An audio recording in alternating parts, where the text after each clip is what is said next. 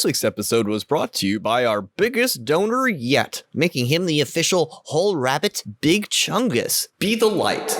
Thank you. We appreciate you, and we're happy to have you on our Discord server, swapping memes and overthrowing vulgar society together. If you would also like to help support the whole rabbit making shows every week, you can visit www.patreon.com/thewholerabbit, where $5 gets you access to all our extended shows early in the week, mind you, our 5x5 vinyl sticker of our cover art, and access to our Discord server. This week's episode was without a doubt one of my favorites because I genuinely learned about something I probably would have liked to know earlier. So for some of you, we hope you feel the same. We get a little edgy and poke fun at Canada at one point, so you've been warned. Don't be offended. We love our Canadian listeners. I almost married one of you. In the extended show, we just discussed even more yokai. So without further ado, thank you and enjoy the show.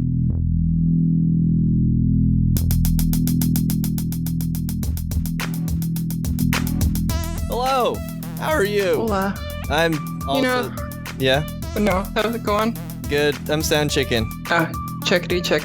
Testes, 1, 2, 3. Testes. Mm-hmm. You know, all this joking about Sound Chicken? Chicken. It's almost the Buddhist phrase for Chinkon, which is the purification ritual in Shinto. So it actually makes sense in a way. Luke, where's the chicken? Chicken. You said there would be chicken. They're next door. I can go yell over the fence at them. Arise, chicken. No, I mean food. Oh, Chicken, we have that in arise. I mean, I am partial to rice and chicken. Hello, everybody, and welcome to The Whole Rabbit, where we don't just collect all the Pokemon and make them fight each other for trophies so our anime waifu sister will get stars in her eyes and hug our necks awkwardly as the credits roll our kitschy rock and roll outro theme song. No!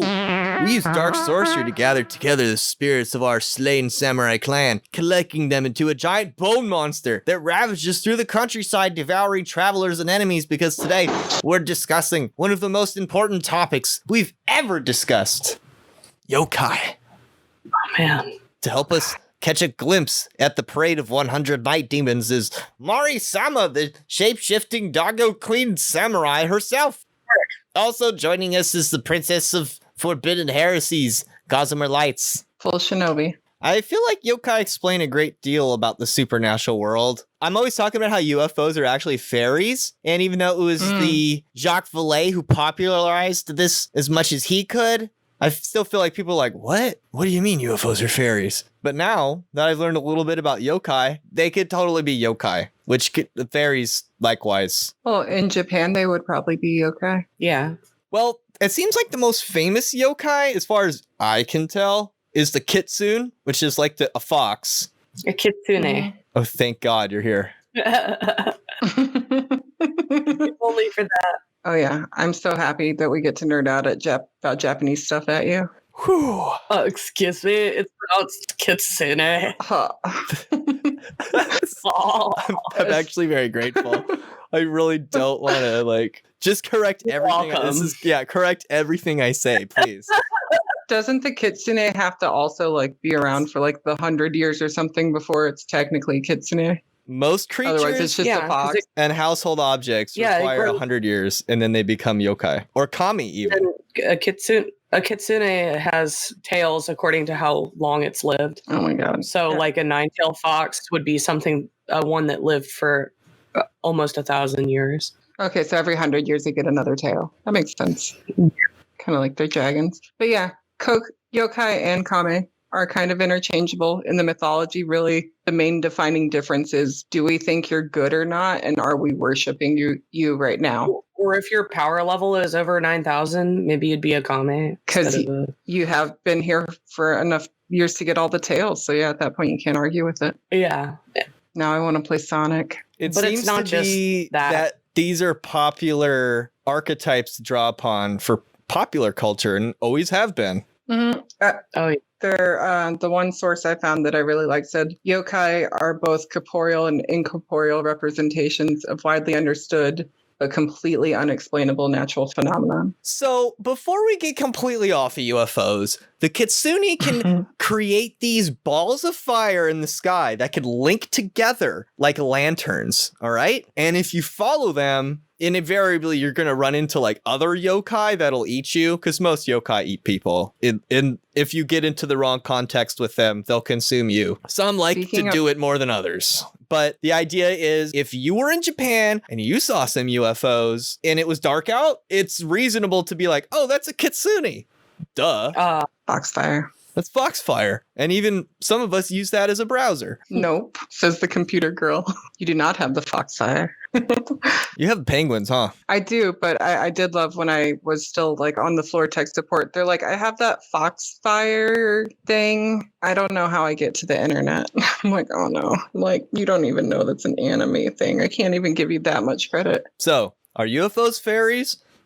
In Japan they are, or they have been. At least historically speaking, if we're talking about yokai and kami, I'm starting to see why people get into Japanese culture. You know, I'm starting to see why it's such a huge thing. They're so much fun. They're like geniuses that are still 3 years old and love cartoons. Who doesn't want that? Hard not to love. Like, I want my own yokai now. I'm sure you could do that. You just gotta survive for 100 years. Actually, if you had your own yokai, you would be controlling a shikigami, which is a summoned and enslaved yokai, or oni, which is what they were originally called. And you would be an omnioji, following the path of Omniodo. And oni are like ogres. Oni now are in the very, very early days in the Heian period, which was like 794 to 1185. Everything was Oni. And then eventually they transferred over to Bakuman. And then eventually they became yokai only in the Meiji period, which was like essentially Victorian times in Japan. But yeah, you could super be an Omnioji and have Shikigami, and then you do have your own yokai. So in our last episode, we discussed the shinobi no mono, the ninja or shadow person who, like the ancient Chinese assassins before them, encouraged superstition and rumor to spread about their origin. In this case, the ninja wanted to spread the belief that they were descended of the Tengu, a yokai which haunted the mountains and forests, appearing as Yamabushi priests and even disguising themselves as the Buddha to mislead and even abduct monks, sometimes offering them great power and fortune in exchange for surrendering the Eightfold Path to enlightenment. As such, yokai are just one classification of kami, of which there are said to be 8 million. The term kami is a wide umbrella which covers the entire spectrum of mythic beasts, elementals, demons, gods, spirits, and really any type of supernatural phenomena. Kami are known by a myriad of names, some of which include Bakimono, Chimimi Oroyo, Mamono, Mononoke, Obake, Oni, and of course, yokai. And like Gossamer Lights just said, back in the day, it was all just like Oni, and then, or Kami, if it was a god. And then they kind of, over time, began to suss out the subcategories and such. Yeah, it's kind of great because actually when they started breaking it down to categories was a guy, Inarayu, I believe is how you say his name. But he created Yokai Gaku, which is yokai studies. And then they call him Yokai Hakase, which is the professor and everything. I was like, he's the professor from Pokemon. And I was like, okay. Oh, wow. Oh my goodness, it is. Yeah. But he ended up writing Yokai Gaku Kogi, the yokai educational lectures. It's over 2,000 pages, and it breaks them down into all their categories. Wow. So what you were saying earlier about possessing them and making them do stuff, that's pretty much Pokemon. Yeah, I guess that would be. It makes it... You become their man. That really just kind of underscored the like animal abuse line of the fighting them, though. That made it less fun. Well, they're not really animals. They've evolved into super animals, so it's kind of even worse. It's like exotic animal fighting. That was a good twist, Luke. I thought you were trying to justify it, and you were like, so technically, Maddie, you should be more upset. It's true. But the Shikigami, that whole thing comes from, there used to be a branch of the Japanese government, which was the Omnioji. That was the people in that branch of government. They had a few responsibilities, but the umbrella is they were there to understand the unexplainable aspects of nature. And they organized the calendar. They measured time. They learned the future through divination. And they used that to protect everyone from the Oni. They did this by following Omniodo, the path of yin and yang. And it was interesting because they would divine where the night parade of the 100 demons was going to show up that night through divination, and then like clear out that part of town so they could get through there safely and no one got hurt. And I'm just looking at it being like, oh yeah, I bet that was never abused. I bet they weren't like, oh yeah, I we bet need to that do wasn't. what? Yeah. Yeah. I bet they were shuttling something super, super illegal through there at that exact moment. That if you I bet they happened to didn't catch know. a glimpse of, they would kill you. Well, that's one of the main things of the night parade of 100 demons. It could kill a man just by looking at it. So, yeah. I was like, I bet they didn't know any shinobi at all. So the word itself is a combination of two kanji for bewitching, attractive, and calamity, with specter, apparition, or mystery. Mm-hmm. I was kind of thinking that makes Tinder like the biggest book of yokai ever. It's just a big digital grimoire. Oh, God. That's super accurate. You know, and they're all just calamitous ghosts. That kind of makes me want to get start my Tinder back up and just make it a picture of that one yokai that's the umbrella with the one eyeball. See how that does. Look, if you really like the whole rabbit and you don't want to give me $5, please make a Tinder account as a yokai and put the whole rabbit somewhere in the link. I promise I won't be sad when they eventually kick me off of the platform. Doesn't work for me. Yeah. Are you on Tinder as the whole rabbit? No, but I should be. Oh God. Yeah, you probably should be now if you're asking other people to do it. But yeah, let me know when that happens. I'm gonna be a giant rabbit. I'll get one of my Grindr friends to show me how to spoof my location so I can look at it. So, all this yokai stuff might seem vague and unusual to the Western mind, but if one considers that Japanese culture is rooted in animism, the idea that everything has a soul or a spirit, yokai begin to make sense. For instance, the Yanari are little creatures that sneak into your house at night, especially if it's new or poorly made, and they come beset with iron clubs, mallets, and basically any teeny weapons that they can use to go about their work of making noise, which they take very fucking seriously. So, while at first this might seem silly or even bizarre to outsiders, a closer look reveals a whimsy and sense of humor that betrays a deep understanding of the material world. After all, even in English today, we speak of materials having characteristics, and I think everyone knows that there's gnomes that steal socks. And underwear. Yeah, but there's a philosophical wisdom in all of it as well. Japanese yokai expert Kozichi Kamachu explains that the Asian mind is more inclined to think of itself as a product of its surroundings, its circumstances, and always in relation to something else. As such, coming into contact with something that causes awe, calamity, or acting out of one's character might be blamed on a yokai. Just last week, I was mentioning how I owned a cursed book based on my own personal folklore, one which has the potential to cause the change in behavior for those who read it, or even just possess it. If I went a little further and gave it a name, it would be a yokai. This isn't entirely alien as a trope to the Western mind either. One example as a Star Wars fan that comes to mind is Kylo Ren's obsession with collecting the materials sacred to Darth Vader so that he might connect more strongly with the ancestral spirit, the most important of which being Anakin Skywalker's lightsaber, the very one used to slay the younglings in the Jedi Temple, a deed dark enough to earn his new name and identity as Darth Vader. One Kylo Ren himself is unable to provide Snoke. Perhaps with the lightsaber he can.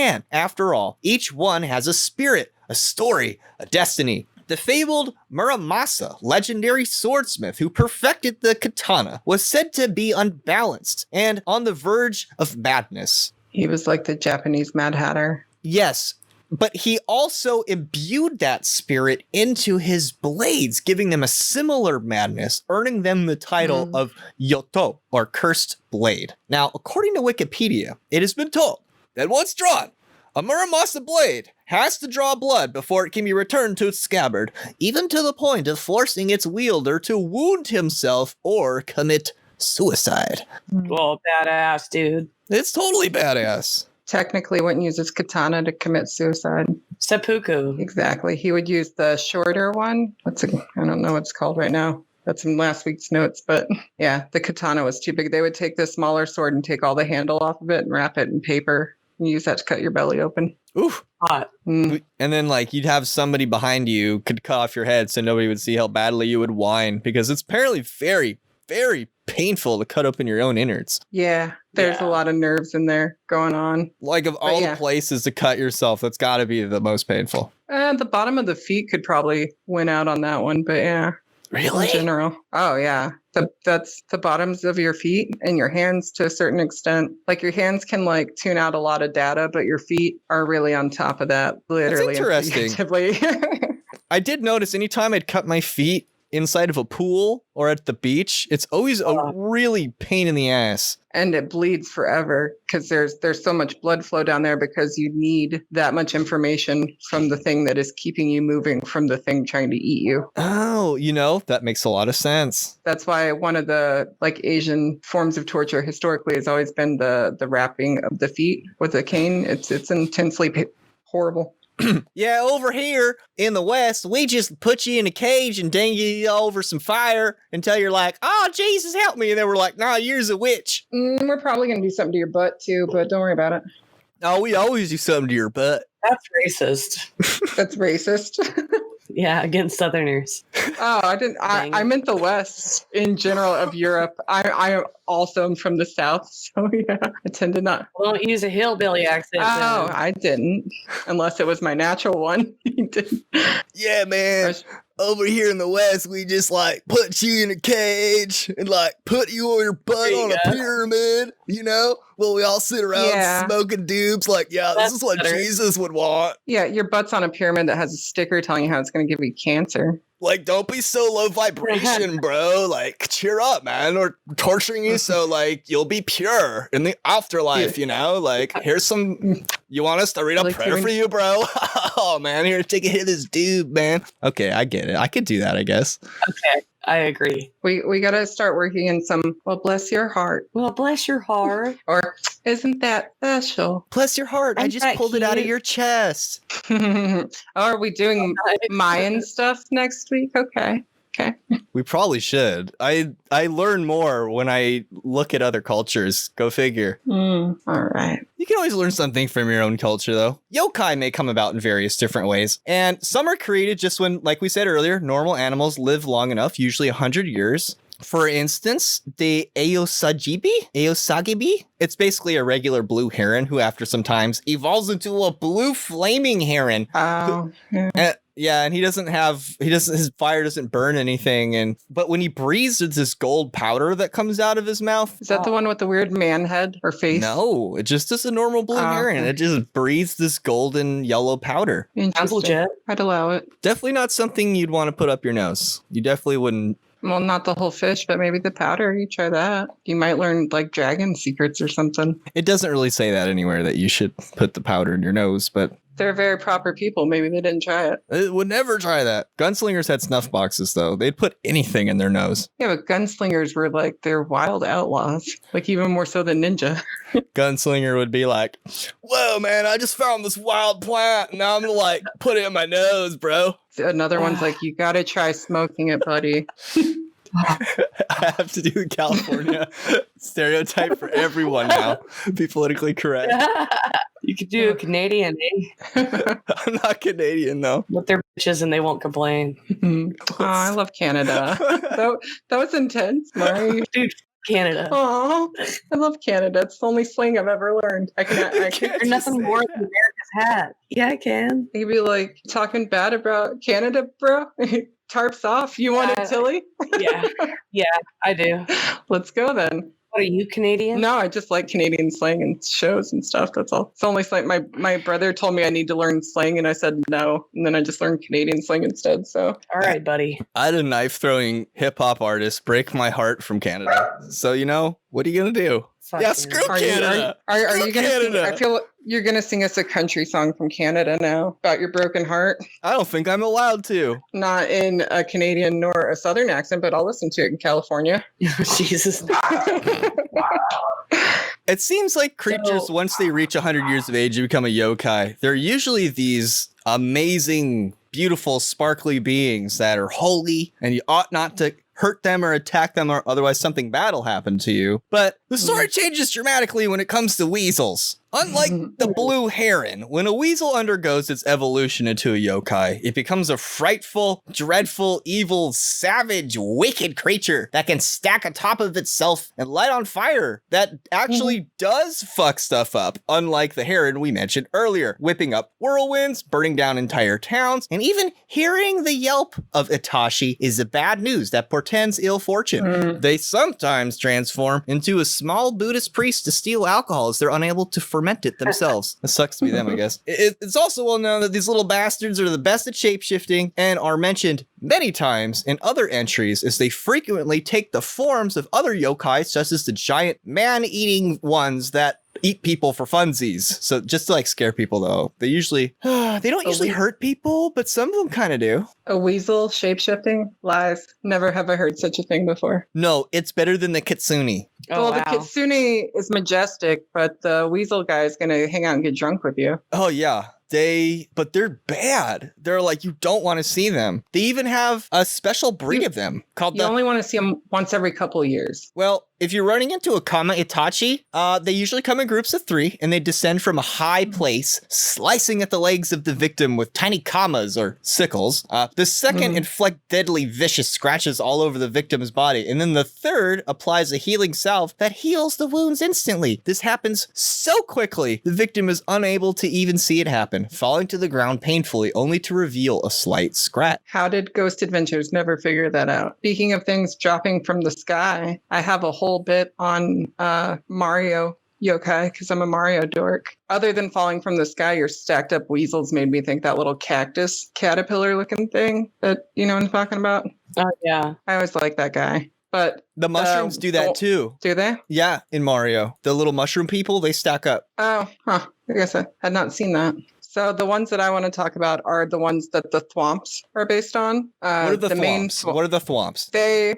are that big footpath stone looking thing that drops on you, usually in... A gravestone. Yeah. With spikes on it. So they drop on...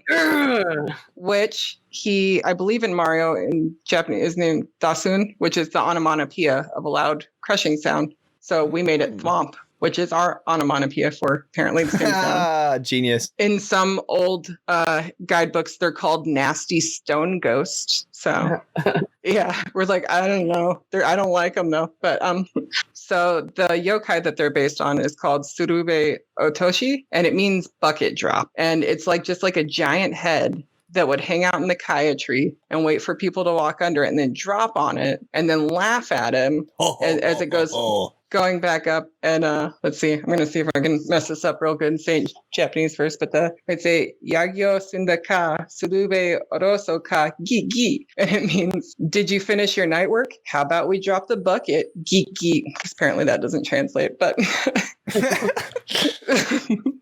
so apparently that was just all of their love in life. It's just like, we're going to wait till someone comes by here. I'm going to jump on them. But it's really cool because it's very regional. So this version of the surube is like Kyoto, Tokyo, all the southern regions. But if you go further north to like a little bit south of Hokkaido, but still the very northern part of Japan, up there they have what is essentially blimps, because in Mario there's the little ones that stay on the ground and jump around, but they work in packs. And so it's still the surube, but it's just like a regional variant on it. And then adjacent to that is the surubebi, which means falling bucket fire. And it's just little balls of fire that have like a vague face on them. And they just kind of jump up and down and fall on stuff, which is essentially the little flame balls that come up out of the fire in all the castles. And that's some of the mini yokai in Mario. Also, the Tanuki suit in Mario. They call that's it, what I was looking Raccoon for. Mario, but it's a Tanuki suit, and he turns into a statue for that. And you can also fly, which Tanuki can fly using their giant ball sacks as wind sails. Like they use their scrotum, which can change size and shapeshift. Right. And then also they're shapeshifters in that they can turn into statues. So a lot of times you'll see they're basically patrons for businesses, and they represent commerce and sales, that kind of thing. So Tom Nook, you get that from Animal Crossing. Oh no, Tom Nook. Yeah. Tanuki. But yeah, that's why it's like, why is Raccoon Mario flying? That doesn't make any sense. It's because it's a Tanuki, not a raccoon. Well, you know what? He never once made a bridge out of his testicles, though. And that's like my favorite Tanuki thing. I'm like, they're like, hold on, ladies, I've got it. Just lays his nutsack out. It's You like, could after make you. a whole shop out of your testicles and be the shopkeeper, it says. Well, in Super Mario World, which is on the Super Nintendo, there was a power-up that you could fly with the superhero cape. And the way that, you know how you can fly with it up, and then when you come down, you do like a parachute thing with it? Oh, That's the pose that the Tanuki would do to sail on the wind. So that they would make a sail out of their scrotum, and it looked a lot like that. That's where they get the inspiration they're for like, it. flying squirrels got nothing on me, you tree-dwelling bitches. Yeah, pretty much. This is extremely well known, as there's apparently a child's rhyme that every kid knows, and it's tan tan tanuki balls. Even when there is no wind, they swing, swing. I guess in Japanese that'd be tan tan tanuki no kitama kaze no nai no ni bura bura. I don't know. I tried. It's like Japanese do their ears hang low. Yes. There's a Studio Ghibli movie, Pom Poko, if anybody wants to learn more about Tanuki. And before That one is fun. I like that one. If anyone thinks the testicles are like kind of weird, I mean, ears are sensitive too. Let's get real, man. You can kind of see through them a little bit in the sun. They're veiny. Can you tie them in a bow? Maybe it was originally testicles. Come on. Luke, I like that you were originally like, this is both so painful. And I was like, oh, I never considered it actually, because I don't have either of those problems. But, you know, bike bar will get you good. So no matter what sex you are. Apparently some yokai can become that way because they were kami and then they lost faith or belief. And the Tanuki might be an example of this because they said that back in the ye olden days, this was like a well-known god. And the fact that he could play drums with his testicles, I think just means that all these things means he's tough. He can handle it. He can turn to stone. Yeah. He's tough and funny. I also read on Wikipedia, this seems dubious after all the reading I did, but who am I to say? It said that sometimes when you were trying to exorcise a spirit and it went wrong, you could create a yokai. And then I ran into basically what the equivalent of to an exorcism ritual would be in Shinto. It seems to be of some importance, and note that Shinto rites of spiritual purification, or as they call it, shinkon, seem to carry a thread of ancient oracular style of magic that is absent in exorcism rituals here in the West. According to Wikipedia, using a female shaman will perform the dance and obtain the oracle from the god. In the setting, the dancer herself turns into god during the performance. Once strictly a ceremonial art derived from kamigakari, oracular divinification, kagura has evolved in many directions over the span of more than a millennium. So while I had difficulty discerning exactly how one performs shinkon, I was able to ascertain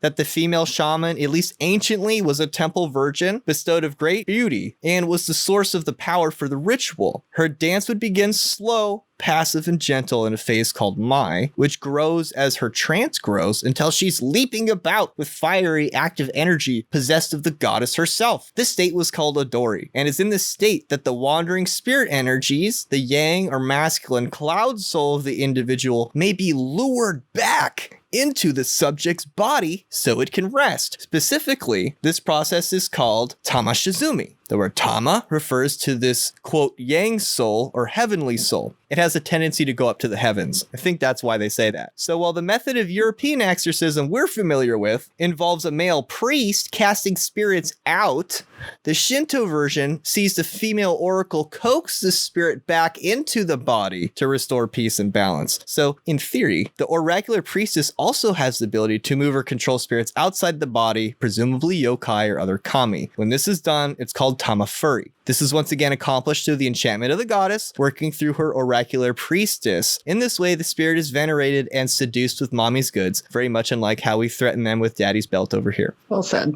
So a lot of these yokai come from a spirit that hasn't been venerated properly, or a spirit that hasn't been propitiated properly. And so you wouldn't necessarily cast these demons out per se all the time. You might want to appease them. It makes sense that in what movie? Oh, I can't remember. The Ring. They initially want to like bury the little girl and then they think the problem is over. But you know, not all yokai stories end well. So Yeah. Well, and it actually makes me think of one of my favorite yokai, which is bakezori, which are the little sandals that most people wore. The story for that one is that it's a pair of sandals that was mistreated and not cared for by its owners. They didn't keep them nice. They just threw them in the corner. And so like essentially gets sad and just kind of becomes like a rebellious child. And it grows one eyeball in the middle and it runs around making horrible noises and just kind of like mischief. And I think one of the versions of the story, the way they rectify that is they take them and give them to new owners. Because in the story, this particular one, it was like a upper middle class family that just didn't care and was like, I have better new shoes now. But these shoes were still fine. So they ended up giving them to someone that was poor, that loved them and like relaced them and stuff. And they're like, I'll be a good kid now.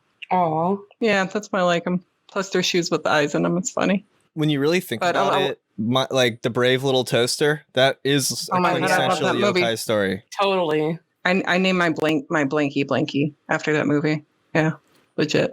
But that's what I like so much about yokai is how many of them are just kind of like that Pocahontas song. Every rock, every tree, every creature has a life, has a spirit, has a name. And it's just like their culture really putting down in a concrete, elaborate way.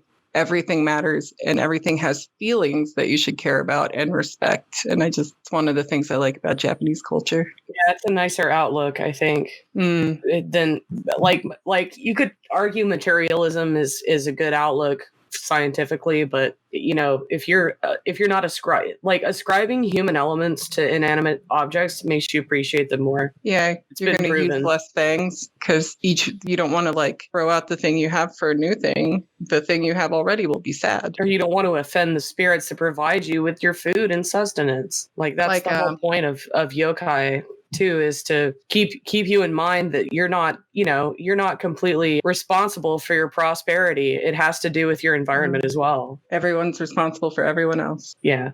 And like I can't remember the name of it, but they have a festival every year in Japan where you're supposed to bring all of your old used chopsticks that are no good anymore and you burn them because you're not supposed to throw them away. You're supposed to burn them every year at this ritual. That's nice. Yeah, I like that. Can you imagine if we made things that were meant to last 100 years? Please, God. You know, it would be neat. I hear tell it has been done before. A long time ago in the old times. The long, long ago. It makes me think of the long, long ago, yeah. It makes me think about how after the fall of Rome, like a couple hundred years after that, like, you know, the Colosseum and stuff is still there. And they're like, yeah, we don't know what fuckers built that. We put garbage there now. We're all dying and murdering each other, but apparently it used to suck less. So if you ask me, it seems like hoarders are people that have a little spark of that animistic worldview boiling in their subconscious, and they never really like fully come to terms with it. Oh, yeah. Well, our culture doesn't have any way to express that in like a socially acceptable way, though. Yeah. It's like having a fetish that people can't even appreciate that it's sexual or something. They're just like, no, they just are weird. It becomes an obsession rather than an expression. Mm-hmm. Have you ever just had something that has like no real monetary value and you just can't throw it away? There's something about it. There's a memory attached to it, or it's like everything I own. Yeah. I mean, if we're going with monetary value, but you know what? Since I make art, I occasionally justify it to myself when I finally use one of those things I carried around for 10 years in a piece of art. I'm like, see, I'm not a hoarder. I'm an artist. Yeah. I love how that works. Yeah, I'm socially acceptable, kinda, once more. So imagine cooking with a cast iron pan that is 100 years old. That. Yeah. Intuitively, we just know that it has some sort of special spirit to it or some sort of special magic to it. And pretty much anything that lasts 100 years and still works it's pretty fucking magical. Like it has is a soul, awe-inspiring. Dude. Yeah, it has a soul. I mean, I think that's what soul cooking is. Now I want cornbread, cast iron. But yeah, in my family, it's always been when I die, you can have your grandma's cast iron skillet, but not before then. And if you put soap on it, I'm going to kick your ass. Oh, it's the worst. Or when someone touches your altar. Oh my gosh. My ex, when I first moved in with him, his roommates were in the living room and he's like, so they have this stuff over here. And I looked at it and I was like, is that their altar? And he's like, yeah, sometimes I move stuff around. I'm like, what the actual F is wrong with you?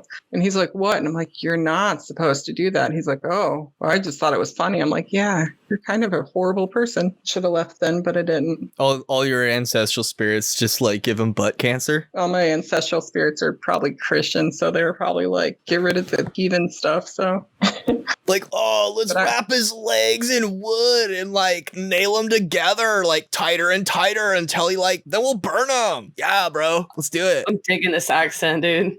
when you say it like that, I really believe that that's a new diet that they're doing over there. It's like I love this. keto version 2 or something. This is supposed to be the yokai episode, not the torture episode, but like, you know. Well, you know, Japan, our California helped us import sushi. Hey, crossover. There you go. See, that's perfect. Anyway, the dance, even itself, comes from the kami. So the epics, the Kojiki and the Nihon Shoki, describe a folktale origin for these dances that can whip up the spirits. In these texts, there's a famous legendary tale of the sun goddess, Amaterasu, who retreated into a cave, bringing darkness and cold to the world. Ame no Ozumi, goddess of the dawn and of revelry, led the other gods in a wild dance and persuaded Amaterasu to emerge to see what the ruckus was all about. Kagura, in one of the number of rituals and arts, is said to derive from this event. So like all the crazy fancy dancing that is like all ritualized, I don't know anything about it. Supposedly it goes back to this old story. And I found it interesting that she goes into a cave, the sun goddess, and then all the plants die. It's not so much unlike Persephone. And then there's like this big parade and she has to be lured out. And I don't know. I don't know if the cave represents like your gut, maybe.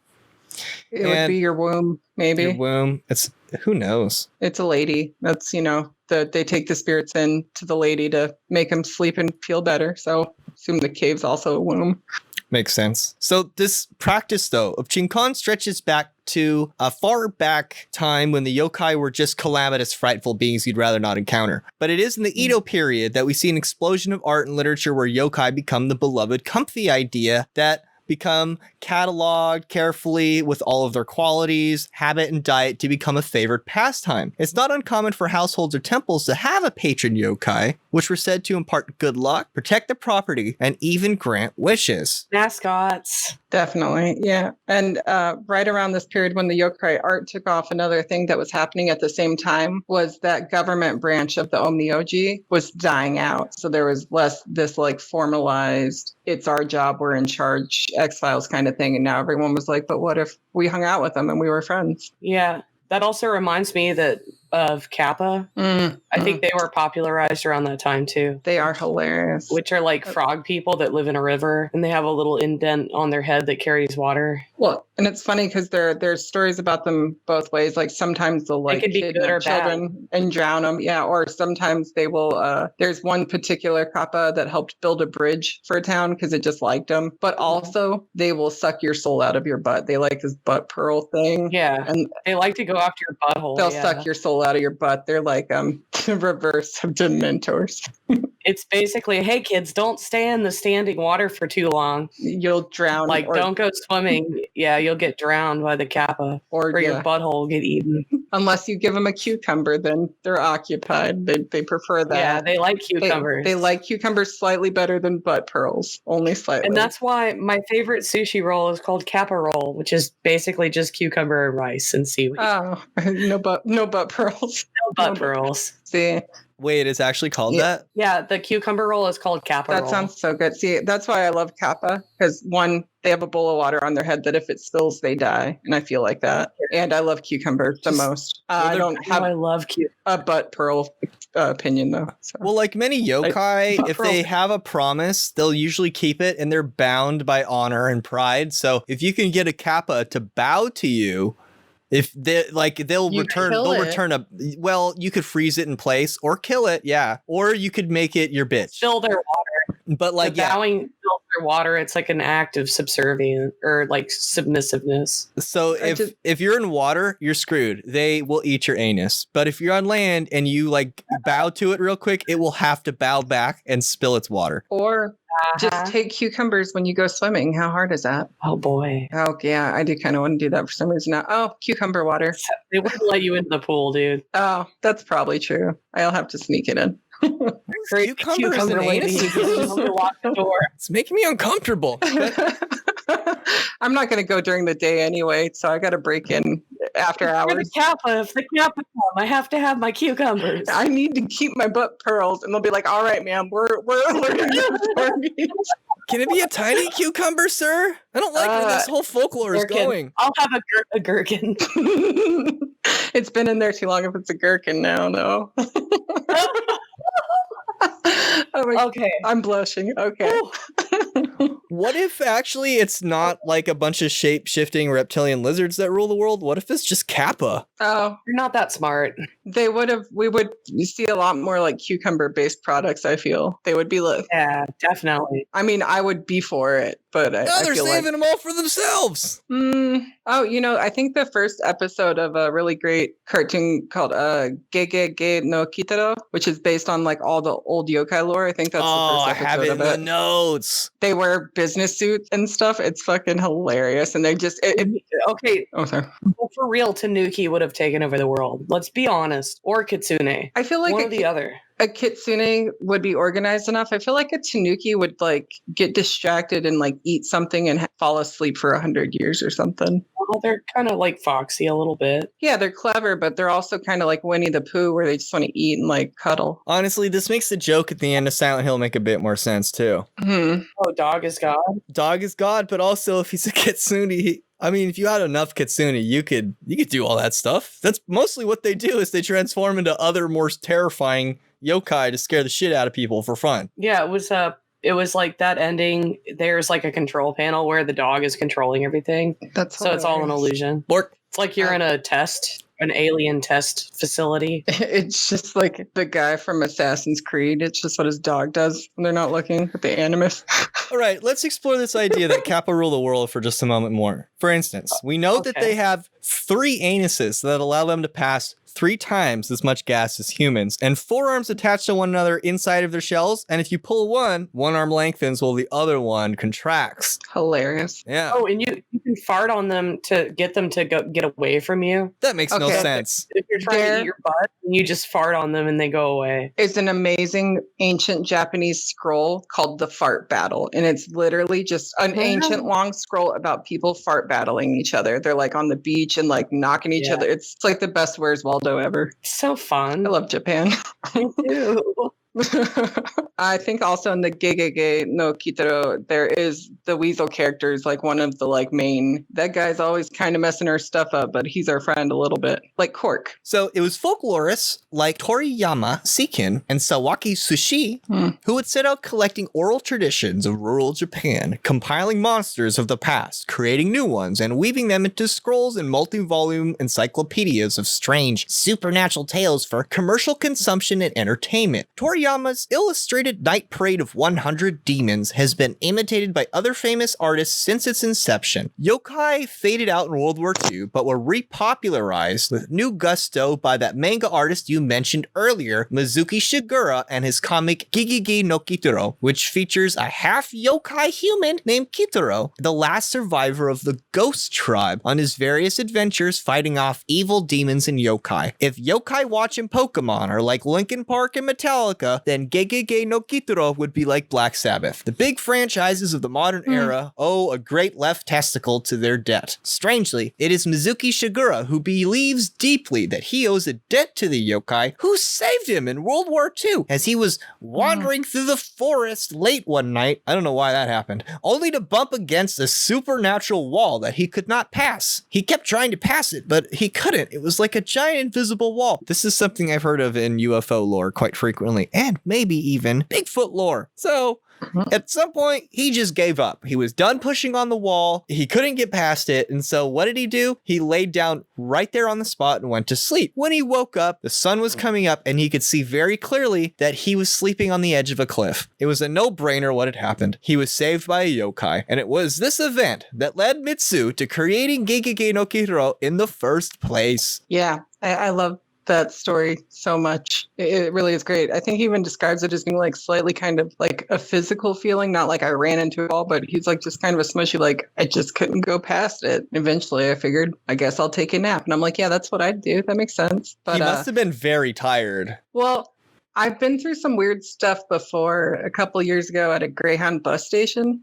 and I became unnaturally sleepy in ways that like I never would have slept during that, but I did through the whole thing. So maybe it was just like a supernatural sleepy thing. But I also really like your analogy about Kitaro being Black Sabbath, because his hair, I would super believe this is like 12-year-old fucking Ozzy Osbourne. Having watched the cartoon and stuff, Kitaro is definitely 12-year-old Ozzy Osbourne. So that's a thing, what you said about how he went to sleep, because a lot of these, if they scare you and you pass out, it's actually a bad thing. But like we mentioned earlier, some yokai are helpful and some are bad. In this case, this was a helpful one, but an unhelpful one would be an uwan. And the uwan, people don't really see them, but they're known from their jumping out of the darkness, yelling, uwan!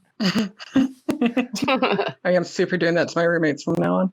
And if you are scared enough, you'll pass out, which is very likely, but no one ever sees you again because, I guess the uwan, steals. Who knows what happens? Maybe after your sleep, it gets all it's invisible all over you. Ew. It's like the kappa told me about something. Go to sleep real quick. All right. So, you know how you get an uwan to not bother you and to fend off its attack? When it jumps out at you and it says, uwan! What you do is Uwan! You go, uwan! And then it usually goes away. It doesn't bother you ever again. I thought you punched it in the nose. Oh, wait, no, that's sharks. Oh, yeah, that would hurt them pretty good. Yeah, but I feel like it would work. It kind of would. Poor babies. You can also turn them upside down so their bellies face up and they go catatonic immobility, and you can pet them and they can't move. Good. They're so cute. So rabbits do. No, do they? Oh, yeah, they have the upside down thing. Oh, you can do that with the chicken, too. If you put its head under its wing, you swing it around in a circle, kind of just goes to sleep for a minute and it's all dizzy. Chickens are kind of weird that way. Chickens are weird in lots of ways, but I like them. I like to eat them. That is nice about them, too. I'd like to eat the ones you make, Mari. I don't make chickens. I'm going to eat your chickens. I like chickens, eh? All right. So the last one for the free show, it's a little bit like the uwan, is the Beto Beto San. And the Beto Beto San is a formless specter. And they're recognizable by their telltale sound, beto beto, clacking of wooden clogs. So people who walk the streets alone at night encounter these harmless but nonetheless disturbing yokai. They synchronize their pace with walkers and follow them as long as they can, getting closer and closer with every step. For victims, this can be traumatic. The haunting sound of the Beto Beto San follows them wherever they go. Whenever they turn around, there's nothing there. Though this can be disconcerting, they're not particularly dangerous. After you realize you're being followed by a Beto Beto San, all you have to do is step to the side of the road and say, "After you, Beto Beto San." This is enough to escape the yokai. The footsteps will carry on ahead and soon vanish from earshot, allowing you to continue in peace. Oh man, dude, there's nothing creepier than somebody following you and they like match your footsteps exactly. That is just the definition of creepy by itself. It's like my favorite Aleister Crowley story too. When he was trying to teach someone his jujus, and he's like, "No, watch this." And they were walking behind some guy, starts matching that guy's gait and like imitating him for a little bit, and then he just drops to his knees, and the guy in front of him just falls over and drops to his knees too for no reason. And the guy that Crowley was trying to be like, "See how cool I am?" was like, "Yes, sir, you certainly are." Dude, it's freakish. It feels so weird. I think that's the one main thing I've ever known about Crowley that I'm like, you probably did all the things you said. You mean he had Kama Itachi at his beck and call? It sounds like it. I think I would go, if I heard that, I would just start like full, just like goofiness and just start tap dancing. Be like, "Can you do this?" And if you want to learn how to get Kama Itachi to do anything at your beck and call, all you have to do is visit www.patreon.com/thewholerabbit, where $5 you can get all our extended shows. And I think we're going to talk a little bit more, some hot takes about why are so many yokai women? And if you'd like to hear a bit more about these yokai as we go through our vast encyclopedia of them, which I forced my co-hosts to research, then, eat carrots and shoot lasers.